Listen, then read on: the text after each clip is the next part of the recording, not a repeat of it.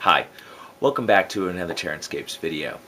If you made it through the last video, which was the final discussion of my water effects, you're probably curious to see how it's come out on a recent project. I recently was contracted by a customer to develop numerous river sections using static grass to match some of his existing terrain. I've decided before I finish this to conduct my tests with the new material to make sure that it was going to be suitable, and then to use this as the premier project to put it out with. I've been very pleased with the results overall, and so what I've done is I brought over an assortment of pieces for you to review so that you can get a sense of some of the consistencies between the pieces, as it's a new application technique for me, and gives you a sense of how that's been coming out. So let's take a closer look.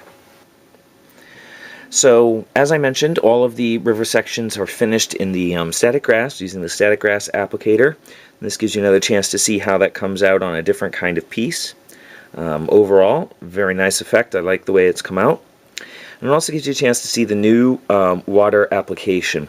Now, as I mentioned in the previous video, the new Liquitex Gel is a stiffer body, so it produces a much more ridged effect. It doesn't slump very much at all, in fact maybe zero, compared to the Mod Podge, which will settle a little bit when you push it into a pile.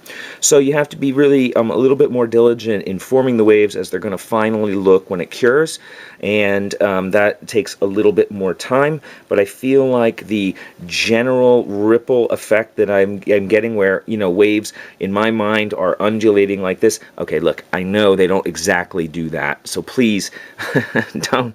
I'm going to get comments. Have you looked at rivers? No, I have looked at rivers, but trying to get, you know, crests coming and then rolling and then having other areas come. I didn't want to make a lot of combinations of effects, as it takes quite a bit of time to put this down to start with.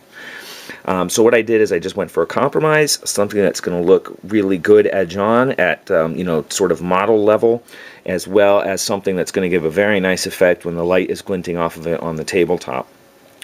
Again, really pleased with the glossy effect the Liquitex Gel Gloss produces. It's a very, very nice sheen.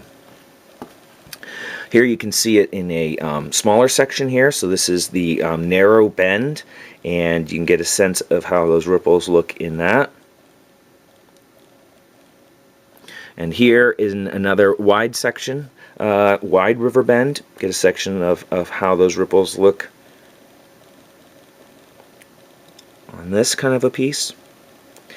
So I've been very pleased. My initial, there are a piece or two where there is a slight variation, you know, where kind of getting warmed up into the technique, where some of the waves are maybe just a little bit spaced more than others, but by no means is it, you know, discontinuous between pieces to the eye when you lay them down on the table. So I was really pleased with that, as I'd be honest, I was a little bit nervous about putting this material down and making sure that each piece matched to each other.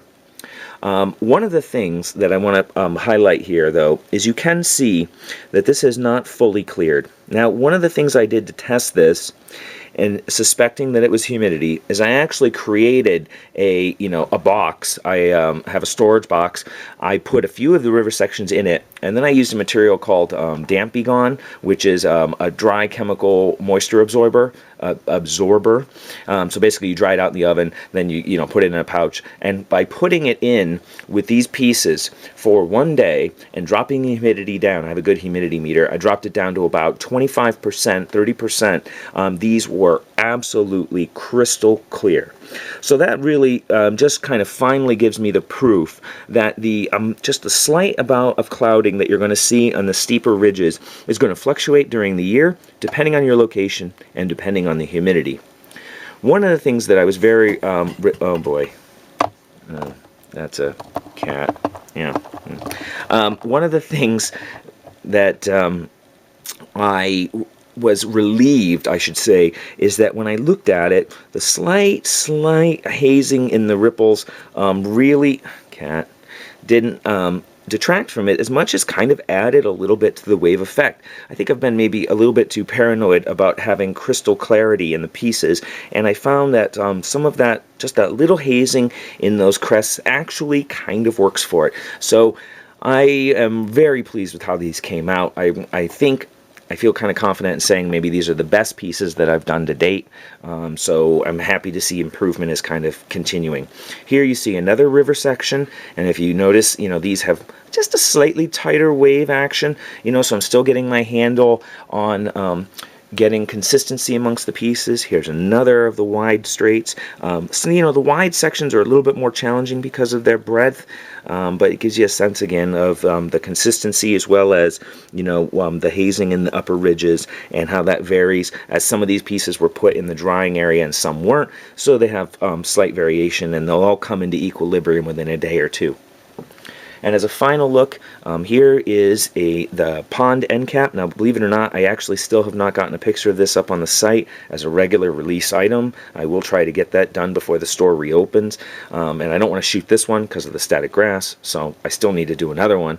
But this is going to give you a sense of what it would look like as a lake, as this is, pretty much lake size. I forget the dimensions. I want to say this is 10 by 8 almost, so it's a fairly substantial end cap for the river.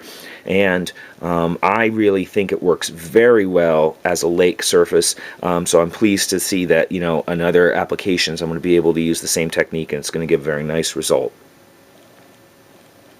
So that gives you a sense of how the new river sections are looking with the new water effect material.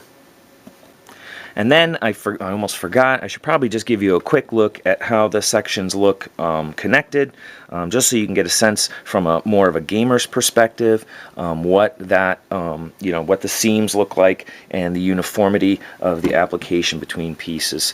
So this just gives you sort of a more of an aerial view. Well, this piece might be a little tricky here. There we go. Let's just move that. Pull this piece out of the way. There we go. And that just gives you a section, a quick view of how the river sections look together. Overall, again, like I said, I really think it blends fairly well together. I really like the uniformity between the pieces, and that will only improve as future applications get done. So I'm very pleased with this first result. So I hope you enjoyed taking a look at the new river sections. If you have any questions or comments, please feel free to put them down in the description below. And I'll probably, in the upcoming weeks, I'll try and shoot another quick video of an application of the material to a section of the river, so you can just see what the technique I use is. It's nothing really tricky.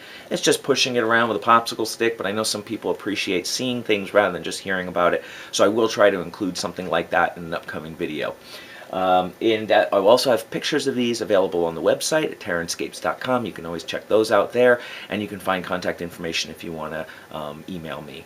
Hopefully you'll keep an eye on the channel, as I should be back pretty soon with another video, and I thank you once again for joining me.